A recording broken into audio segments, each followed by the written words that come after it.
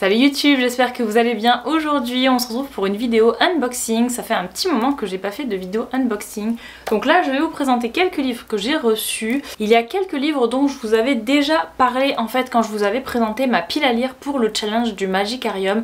Donc je crois qu'il y a 2 ou 3 livres en fait dont je vous avais déjà parlé, mais en fait je ne les avais pas encore reçus. C'est chose faite, donc je vais vous montrer tout ça. On commence avec le premier livre, c'est From Lukov with Love de Mariana Zapata, et ce livre là en fait je l'avais mis dans ma wishlist depuis l'année dernière parce que c'était une recommandation de Nina Quill, ce qui était en fait, je trouvais ça super intriguant parce que Nina Quill sur sa chaîne elle lit beaucoup plus de livres fantasy, de romances fantasy que de romances contemporaines, et je me suis dit si franchement elle en parle en bien comme ça m'intriguait beaucoup. Donc je me suis dit ce livre là je le veux absolument, et au moment où je l'ai mis dans ma wishlist en anglais, il y a eu la traduction française qui a été annoncée. Donc voilà, je me suis dit autant le prendre en français. Donc c'est aux éditions Eden. J'adore en plus les éditions Eden, et regardez l'intérieur, franchement c'est trop beau. Vous avez la fille qui est ici et vous avez le gars qui est ici. Il est magnifique, franchement les fanarts sont trop beaux. Donc j'ai très hâte de lire cette romance. Jasmine a toujours rêvé de briller sur les pistes des grandes compétitions de patinage artistique, mais malgré des années d'entraînement intensif et de nombreuses chutes et fractures, sa carrière est au point mort. Jusqu'au jour où Ivan Lukov, la star du patinage, lui propose de former un duo avec lui. Ce partenariat pourrait réellement faire décoller la carrière de Jasmine, mais il y a un léger problème. Elle déteste véritablement le jeune champion. Lukov est certes brillant, très séduisant, mais aussi incroyablement arrogant, glacial et têtu. Pourtant, peu à peu, des séances d'entraînement en interview, les esprits et les corps s'échauffent au point de faire fondre la glace entre eux. Ce qu'ils ressentent est brûlant, mais c'est un feu qui risque bien de tout dévaster. Il est froid comme la glace, mais leurs sentiments pourraient faire fondre le monde. Ok, alors déjà j'aime trop parce que j'adore les romances avec du patinage artistique. Bon, ma seule romance patinage artistique où j'avais été déçue c'était Icebreaker, j'étais vraiment dégoûtée pour ça. Mais en règle générale ce sont vraiment des livres que j'adore. Donc voilà, j'espère vraiment ne pas être déçue par celui-là, j'ai trop hâte de le lire. On continue avec un second livre, ici il s'agit d'une fantasy. Donc c'est House of Marion aux éditions Olympe. J'adore la maison d'édition Olympe. Moi j'adore, il y a beaucoup de gens qui aiment pas quand c'est écrit petit, mais moi j'adore. Plus c'est écrit petit, plus j'adore. Je sais pas pourquoi, me demandez pas pourquoi, c'est vraiment le sentiment que ça soit tout petit, tout cute, je sais pas. J'aime trop. Bref, donc ce livre là franchement je le trouve magnifique. Regardez-moi ça, la tranche ici, le dos du livre est rose et la cover en fait c'est noir, et je trouve que ça ressort trop bien du coup. Je le trouve magnifique, vraiment trop beau. À l'intérieur il est comme ça, donc vraiment rien de spécial, mais ça suffit à le trouver magnifique quoi. Je le trouve vraiment très beau. Donc là et ici comme ça, voilà. Et alors là c'est rose et là c'est mauve, c'est trop cute. C'est vraiment toutes les couleurs que j'adore, donc j'aime trop. En plus j'ai trop hâte de lire ce livre parce que vraiment regardez, Maison de Marion, formation proposée. On a carrément une petite map comme ça. Formation anatomiste, métaphone, métaphore, retenteur, cultivateur et dragon. Ça a l'air trop bien comme histoire, ça a l'air fou. Vous avez... c'est pas une carte, mais vous avez le dessin d'un château à l'intérieur, donc j'imagine que c'est le château dans lequel va se passer l'histoire. Dans ce château vous avez des lieux différents, donc tout est écrit. Je pense que voilà l'histoire comme elle doit se passer dans plusieurs endroits du château. Vous avez un bois secret, la roseraie, l'aile des messieurs, l'aile des belles, donc hommes et femmes je pense, droite et gauche, une serre et un jardin apparemment devant qui est trop beau. Donc voilà, c'est un gros livre, je sais pas du tout, je crois que c'est un one shot, je suis pas sûre. Je sais pas si c'est une saga ou un one shot, si vous le savez dites-le moi en commentaire, mais je crois que c'est pas une saga, c'est vraiment que le livre qui se termine. Il n'y a pas écrit tome 1 ou quoi, donc je sais pas. Mais j'avais vu passer le résumé sur les réseaux et ça me tentait beaucoup trop. Je me suis dit non mais lui il me le faut absolument. Qu'elle est porteuse d'une magie destructrice et interdite, la Tusana. Pour garder ce secret et la protéger, sa mère l'entraîne de ville en ville dans une fuite perpétuelle, jusqu'au jour où ceux qui la traquent retrouvent sa trace. Sans autre refuge pour leur échapper qu'elle rejoint l'ordre, une mystérieuse société d'élite régie par la magie à laquelle appartient sa grand-mère. Celle-ci, directrice d'une académie où les jeunes gens de l'ordre apprennent à maîtriser leur pouvoir, ne cache pas sa joie de retrouver sa petite fille qu'elle considère comme son héritière. Si elle réussit à passer les 3 rites d'intronisation, qu'elle pourra se libérer à tout jamais de sa mauvaise magie. Mais elle peine à la contrôler et l'attention soutenue de son implacable tuteur ne lui facilite pas la tâche. Car s'il découvre son secret, il n'aura pas le choix. Il devra la tuer. Il semble pourtant que Kell ne soit pas la seule à avoir des choses à cacher. Pourquoi sa mère l'a-t-elle laissé tout ce temps dans l'ignorance de son passé, de la magie et de l'ordre? Que veulent vraiment les assassins à sa poursuite? Et si ce monde d'élégance et de paillettes dissimulait une réalité bien plus sombre? Autant pour moi c'est écrit Captivant House of Marion est le premier tome d'une trilogie où se mêlent magie et mystère, robe de bal et professeur excentrique, amour et trahison. Ok, donc c'est tome 1, apparemment c'est une saga, donc je sais pas, c'est trilogie on dit? Oui, trilogie, donc 3 tomes, mais il n'y a pas écrit de tome 1. En fait, ça je trouve ça vraiment dommage quand ils font des livres comme ça, ils n'ont pas un numéro dessus, parce qu'on sait jamais, et si on connaît pas la saga, ben voilà, il faut lire les trucs comme ça, voilà, mais en soi je trouve que même dans la bibliothèque c'est bien d'avoir 1, 2 et 3 pour savoir où on en est quoi, parce que bon, surtout quand on les a pas lus, c'est un peu compliqué. Mais bref, donc c'est un tome 1, c'est une trilogie, donc il va y avoir 2 autres nouveaux tomes. Mais j'ai vraiment trop hâte parce que l'histoire elle est trop intrigante. Déjà juste le fait que ce soit robe de bal, professeur excentrique, magie et mystère. C'est vraiment tout ce que j'adore, donc tout ça regroupé dans une trilogie. Franchement trop cool. Et en plus vous avez tout en haut un commentaire d'un auteur j'imagine qui dit parfait pour les amateurs de pensionnats magiques, de sombres secrets et de romans au charme scintillant. J'adore les livres où ça se passe dans des pensionnats, que ce soit lycée, université, et quand c'est magique encore plus. Donc voilà, franchement ça a l'air trop bien. On continue ici avec, alors je dirais duologie puisque ces 2 tomes là sont sur les mêmes protagonistes et que les tomes suivants sont pas sur les mêmes protagonistes. Mais bref, normalement il y a 4 tomes au total. Ce sont donc les romans des Emma Green, les jeux interdits, donc jeux interdits et jeux insolents, tome 1 et tome 2 pour l'instant. J'avais trop hâte de les recevoir dans ces éditions là. J'avais lu le tome, pardon ici, le tome 1 l'été dernier, je vous avais dit déjà, j'avais adoré cette histoire, mais il y avait un cliffhanger de fin qui était tellement dingue, ça m'avait choqué, sauf que je l'avais lu sur Nextory, et le truc c'est que Nextory, je croyais qu'ils avaient tous les tomes, mais au moment où j'ai lu, ils n'avaient pas tous les tomes, donc du coup j'ai pu lire que le tome 1, et j'avais mis donc la saga dans ma wishlist. Heureusement que je ne l'ai pas acheté l'été dernier puisqu'elle a été republiée par les éditions Addictive et franchement les couvertures sont magnifiques, les couleurs sont magnifiques. Le tome 3 qui normalement est sorti au moment où je vous fais la vidéo ou devrait sortir bientôt, je sais pas, qui est vert et jaune. Il est trop beau. Et le tome 4, j'ai trop hâte. Je crois qu'il va être bleu, mais je suis pas sûre. Regardez-moi ces couleurs, ça fait vraiment vibe été. Juste, vous avez ces livres-là dans votre bibliothèque. Ça, je sais pas, ça donne vraiment un goût, un aperçu, un avant-goût de l'été.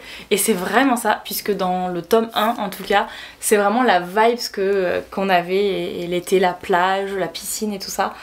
Et je me rappelle vraiment de plein de scènes comme ça, il y a plein de scènes qui m'ont marqué comme ça par rapport à l'été et j'ai trop hâte de le relire. Et je suis en train de voir, franchement ils sont trop beaux, genre les lettres elles sont en surbrillance, elles sont magnifiques, c'est trop beau. Et je m'attendais vraiment, alors déjà il y a 2 chapitres bonus inclus, c'est trop bien, ils ont mis des chapitres bonus dans cette édition. Je m'attendais à des formats un petit peu plus petits, enfin j'avais vu passer sur les réseaux et je m'attendais pas à des gros brochets comme ça. Je pensais vraiment que c'était pas des poches, mais vous savez comme je vous avais dit la dernière fois dans une vidéo, les formats genre Magnolia Parks, The Spanish Love Deception, The Roommate, tout ça là, ils ont des formats quand même beaucoup plus petits qui sont proches des poches mais qui sont pas forcément des éditions poches, mais eux pas du tout. Et en fait quand je les ai reçus j'étais choquée parce que je m'attendais vraiment à ce qu'ils soient plus petits et ils sont énormes. Déjà ils sont super épais, ils font 500 pages. Donc je crois que les deux font 500 pages d'ailleurs. Ouais presque, lui il fait 470 pages et lui il fait 500 pages, donc ils sont presque pareils.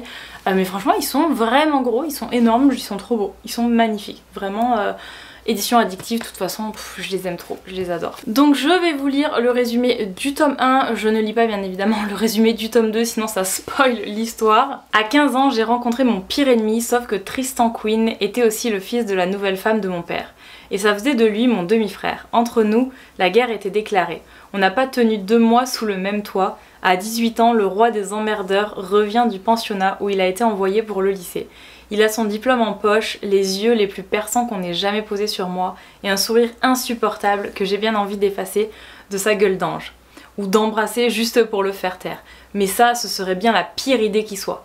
Entre Liv et Tristan, c'est à celui qui tiendra le plus longtemps sans craquer, sans commettre un meurtre, sans jouer avec le feu ou pire, tomber éperdument amoureux. Je souris juste en lisant le résumé parce que ça me rappelle tellement de choses. Juste j'ai vu Liv et Tristan, leur prénom, et ça me met dans une euphorie. J'adore cette histoire, je suis complètement tombée amoureuse de cette histoire. Je pense que c'est une de mes romances contemporaines favorites. Bien évidemment j'ai pas lu toute la saga comme je vous dis puisque j'avais pas pu terminer, mais en tout cas ce premier tome a été un énorme coup de cœur pour moi, je m'attendais pas du tout à ça. Ça a été également ma première lecture des Emma Green et j'ai tellement adoré que j'ai direct commandé d'autres livres de ces autrices. J'ai trop hâte de le relire et d'enchaîner une fois que toute la saga sera publiée chez Addictive parce que vraiment j'adore. Ensuite on continue avec Darlene Venon et là je vous dirais que j'ai un peu peur parce que je trouvais le livre vraiment trop classe, trop beau. Donc je voulais absolument l'acheter. Derrière vous avez, devant aussi d'ailleurs, mais vous avez des écrits un peu manuscrits et j'aime trop. Mais j'ai très peur parce que j'ai vu beaucoup passer sur les réseaux des gens qui étaient très hypés pour ce livre et au final qui ont été extrêmement déçus de l'histoire. Pour eux c'était bizarre, c'était mal fait, enfin il manquait des choses et tout et j'ai vraiment très peur parce que je l'attendais énormément pour l'avoir vu passer des millions de fois sur le Bookstar américain et je me dis est-ce qu'il y a un problème de traduction ou est-ce que c'est simplement que vraiment l'histoire voilà quoi. J'ai trop peur parce que vraiment j'ai pas vu une seule bonne review sur ce livre, ça a été que des 2 ou 3 étoiles, j'ai pas vu de 4-5 étoiles et c'est souvent en plus des personnes que je suis qui ont un peu les goûts similaires aux miens. Donc vraiment j'ai très peur parce que j'ai vraiment envie de l'aimer ce livre là mais avec ce que j'ai vu passer, je comptais le lire rapidement mais je crois que je vais pas du tout le faire passer en priorité. J'ai trop peur d'être déçue et j'ai pas envie d'être déçue, j'ai envie d'avoir plein de coups de cœur là cet été donc voilà. C'est une édition d'ailleurs de Hugo Roman, je suis en train de voir, mais c'est écrit hyper petit. D'habitude Hugo ils font pas aussi petit. Alors j'imagine que c'est parce qu'il y a beaucoup de pages puisque le roman là, format broché, il fait déjà 650 pages. Et je pense que s'ils avaient fait des lettres plus grosses, il aurait été vachement épais. Et du coup je pense que c'est pour ça qu'ils auraient dû, parce qu'en général Hugo Roman ils font pas une police d'écriture aussi petite. Mais moi j'aime bien, donc ça me va. Pour une fois que ça me plaît. Donc ok. Je n'étais pas censée être sur ce toit le jour de la Saint-Valentin. Pas plus que Kélan Marchetti, je sais pas, l'élève marginal de l'école. Quand nous nous sommes rencontrés, chacun de nous était sur le point de mettre fin à sa vie, d'une manière ou d'une autre. Les fils en lambeaux de nos tragédies se sont emmêlés et resserrés pour former un lien improbable. Nous avons décidé de ne pas faire le grand saut et de prendre des nouvelles l'un de l'autre une fois par an jusqu'à la fin du lycée. Même heure, même toit, 2 âmes tourmentées. Nous avons tenu notre promesse pendant 3 ans. La 4e année, Kélan a pris une décision qui a tout fait basculer. On dit que toutes les histoires d'amour se ressemblent et ont un goût différent. La mienne était venimeuse et marquée de cicatrices écarlates. Je suis Charlotte Richard, mais vous pouvez m'appeler Venom. Je sais pas quoi penser de cette histoire, j'ai trop peur, je sais que c'est triste. Je sais également qu'il y a des trigger warnings, donc attention, même c'est écrit derrière, il y a écrit public averti. Donc faites attention. On continue avec un livre que j'ai vu énormément également passer sur le Bookstar américain et donc notamment ces jours-ci sur le Bookstar français. C'est pas forcément plus gai mais apparemment c'est quand même beaucoup plus drôle que le livre précédent. Mais il s'agit je crois de tueurs en série et ça m'intriguait trop de me dire une romance entre tueurs en série, ça a l'air trop c'est pas trop bien mais genre trop what the fuck, donc vraiment ça me donnait trop envie. C'est Butcher and Blackbird de Brynne Weaver, je sais pas trop si ça se prononce comme ça, aux éditions Verso. Alors les éditions Verso, j'ai jamais lu quoi que ce soit venant de leur maison d'édition, donc je sais pas du tout. C'est également pour un public averti forcément parce que là il y a quand même une sacrée liste de trigger warning. Alors c'est une saga déjà, il va y avoir un tome 2 qui va sortir bientôt je pense, mais alors attention, vous avez, voilà, donc ils avaient mis, quand j'ai acheté le bouquin ils avaient mis un marque-page avec le tome 2, donc du coup, et vous avez les avertissements ici, les trigger warnings ici, et il y en a beaucoup, dont 2, alors un on va dire c'est le même truc mais c'est trop bizarre, il y a écrit cannibalisme accidentel et cannibalisme pas si accidentel que ça. Bon, ça me fait un peu peur parce que le cannibalisme c'est pas du tout mon truc, moi toutes les scènes un peu gore et dégueu j'aime pas, je passe dans les livres. Là franchement j'ai très peur parce que comme je vous ai dit c'est un truc sur des serial killers donc forcément il va y avoir des trucs gore et dégueu c'est sûr, et vu les trigger warnings ça va être horrible. Mais le truc du cannibalisme pas si accidentel que ça, j'avoue ça me fait un peu peur. Et en plus vous tournez juste la page après les trigger warnings, juste là vous avez un petit message de l'autrice qui dit pour toutes les personnes qui ont lu les avertissements et qui se sont dit cannibalisme accidentel, chouette. Bon, voilà. Donc je sais pas, il y a beaucoup de trigger warning. Il y a 2 pages de trigger warning. Il y a là, j'avais pas vu, mais il y a au dos également. Et du coup, ça me fait un peu peur. Franchement, ça me fait peur. Donc voilà, je suis quand même du genre à regarder, je vous l'avais dit, des documentaires de true crime et tout ça. Donc c'est vrai que j'aime bien tout ce qui est crime, serial killer et tout ça. J'aime bien regarder des documentaires sur ça. Maintenant, est-ce que j'ai vraiment envie de regarder une romance où les 2 personnages principaux ce sont un petit peu les serial killers, donc les méchants on va dire dans l'histoire? On va y aller en se disant que voilà, c'est une fiction et puis voilà, mais vraiment je sais pas du tout comment je vais me sentir lors de cette lecture, on verra. En tout cas, j'ai quand même vu passer beaucoup d'avis sur ce livre et beaucoup d'avis très positifs, notamment des avis qui disaient que c'était très drôle. C'est la raison pour laquelle ça m'intrigue beaucoup. Je me dis quand même, c'est what the fuck comme histoire et c'est drôle, donc pourquoi pas, en essayant de passer les scènes qui sont un peu trop dégueu. Mais voilà. La série Killer Romance phénomène best-seller. BookTok international, meurtre, chaos et passion torride garantie. Ok. Tout tueur a besoin d'un ami, tout jeu doit avoir un vainqueur. Lorsqu'une rencontre fortuite rapproche Lolan et Rowan, meurtriers et rivaux. Déjà meurtrier, ça gêne de fou. Une amitié aussi improbable soit-elle, née entre ces âmes damnées, il s'avère que tous les deux ont une prédilection bien particulière pour les autres serial killers. Des petites villes de Virginie occidentale à la chic Californie, du centre de Boston au Texas rural, les 2 chasseurs se lancent dans une compétition annuelle macabre et sanglante qui les oppose aux monstres les plus dangereux du pays. Mais quand leur relation finit par évoluer, ils découvrent alors que les fantômes tourmentés qu'ils ont laissés sur leur passage ne sont pas loin, prêts à revendiquer bien plus que leur amour naissant. Sloan et Rowan parviendront-ils à s'extirper de leur jeu mortel ou ont-ils enfin trouvé un adversaire à leur taille? Ok, j'avais pas lu, je vous avouerai, enfin je crois que je l'avais lu mais rapidement, j'avais lu vite fait le résumé parce que j'avais vu ce truc de serial killer et tout, mais par contre ça me rassure un peu parce que bon, bien sûr on ne fait pas la loi soi-même, hein, attention, il y a des lois pour, voilà, pour décider du futur des gens, mais c'est quand même des tueurs en série, pas de n'importe qui quoi, ils tuent quand même, de ce qui est dit ici, les monstres les plus dangereux du pays. Donc on imagine que c'est des tueurs pour le bien, dans le sens où ils vont sûrement tuer les pires, je sais pas, des mafieux ou des criminels déjà. C'est un peu bizarre de dire ça parce que tout criminel, ça reste quelqu'un de... c'est pas bien de tuer quelqu'un. Ça me fait penser d'ailleurs au Death Note où vous avez... je sais plus comment il s'appelle là, vous avez le personnage principal qui écrit les noms dans son Death Note pour tuer les criminels qui sont en prison ou qui ont violé des gens ou qui ont tué des gens, etc. Et d'un côté on peut se dire c'est bien parce que ce sont de mauvaises personnes, mais qui tuer pour juger de la vie de telle ou telle personne, de prendre, pour prendre la vie en fait de telle ou telle personne.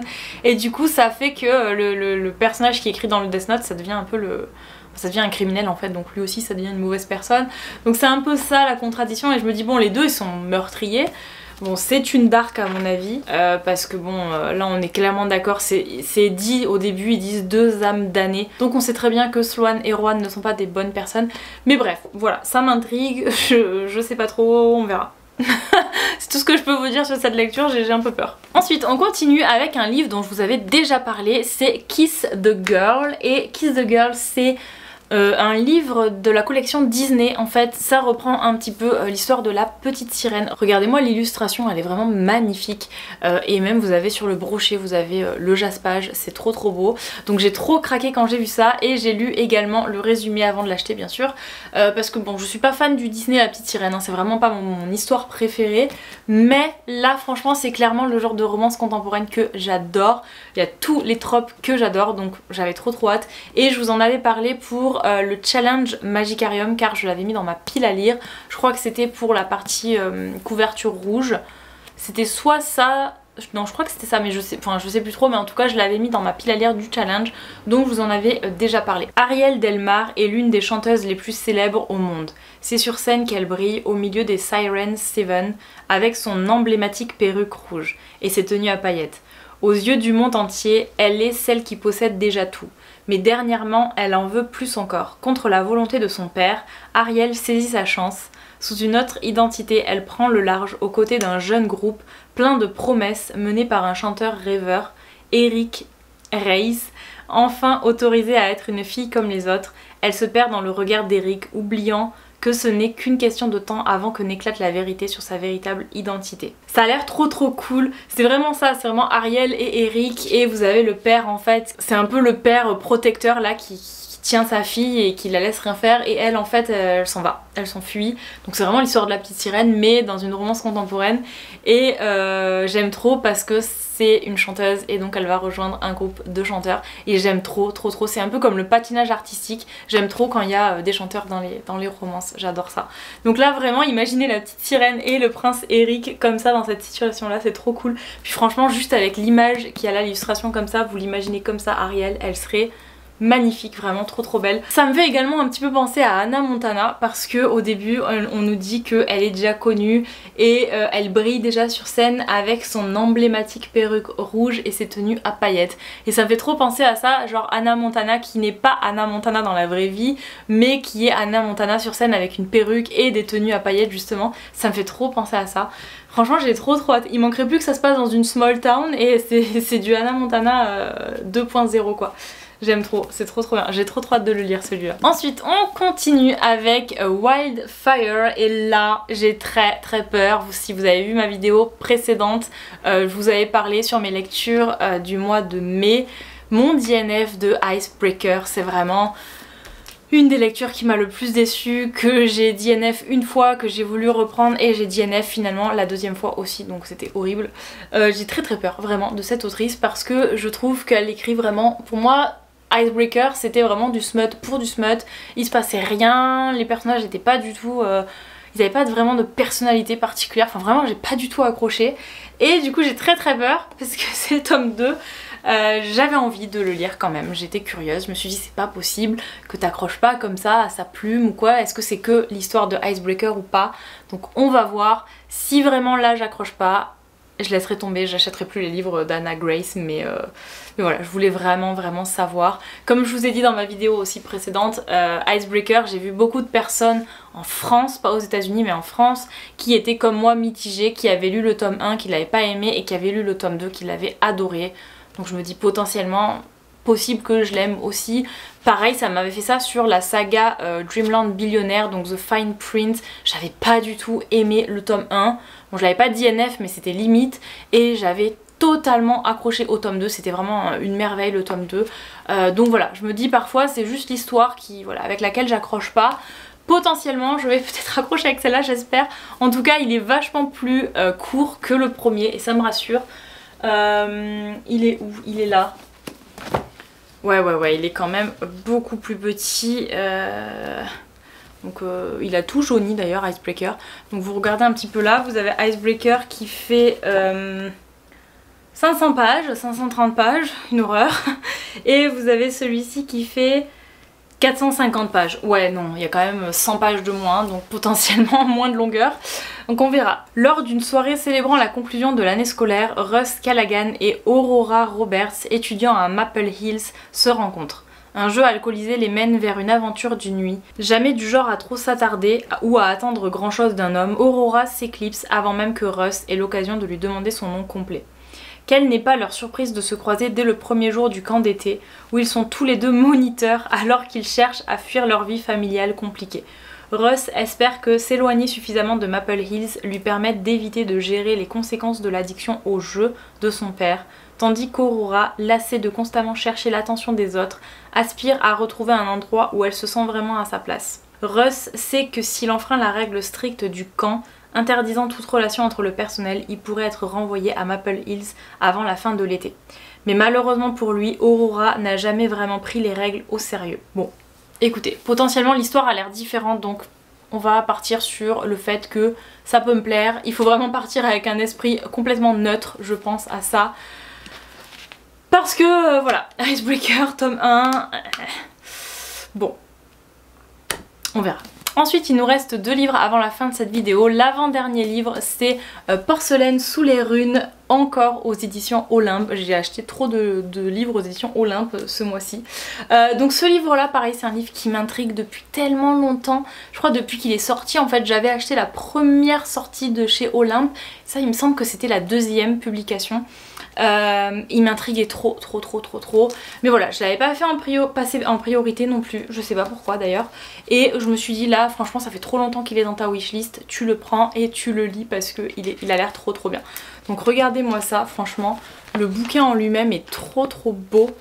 Derrière c'est trop beau aussi. Vous avez plein de petits objets, plein de petits dessins, c'est trop stylé, j'adore ça. J'aime trop les dessins comme ça. Vous avez rien de spécial dans la jaquette, par contre ici vous avez également plein de petites choses, de petits objets, c'est trop beau, j'adore ça mais vraiment. Et je sens que je vais me régaler dans ce livre.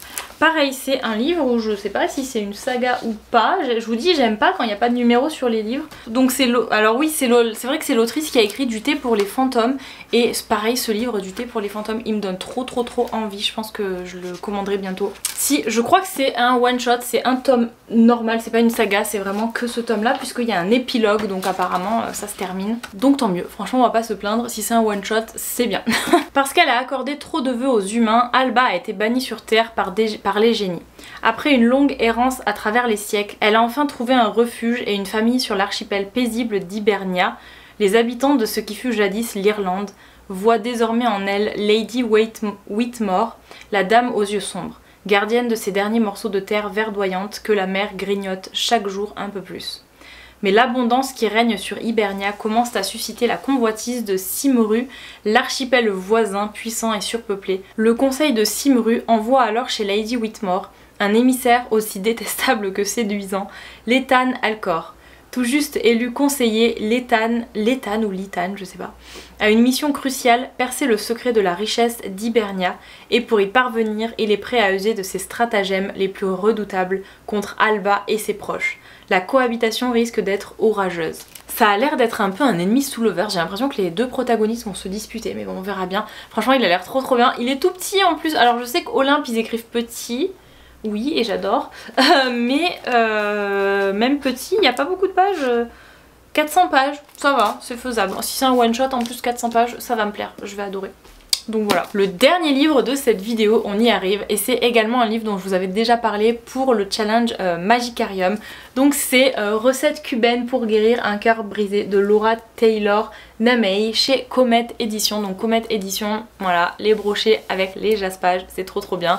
Je vous en avais parlé déjà, Comet Édition, voilà, c'est ceux qui avaient publié ce livre-là, ce livre qui a été un énorme coup de cœur pour moi, pareil, jaspage.